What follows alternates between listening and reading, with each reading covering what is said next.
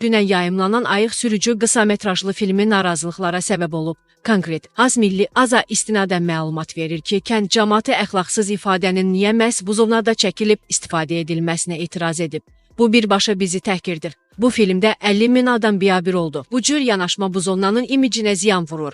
Bu film milli mənəvi dəyərlərimizə ziddir. İstəyirik ki, bu filmi silsinlər. Məsələ ilə bağlı əməkdar incəsənət xadimi Aydın Kazımzadə deyib ki, bu filmi ümumiyyətlə ləğv etmək lazımdır. Ayıbdır.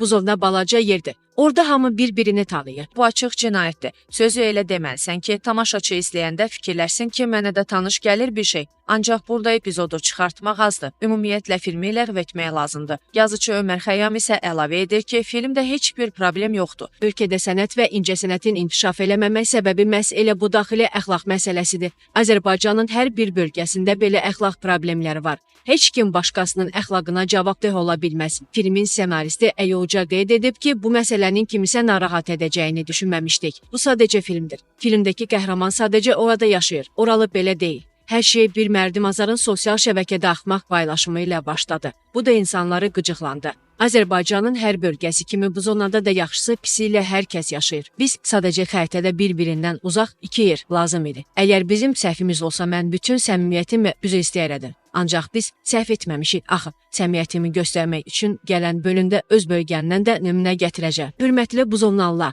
əgər sizi istəməyərək incitmişiksə, haqqınızı halal edin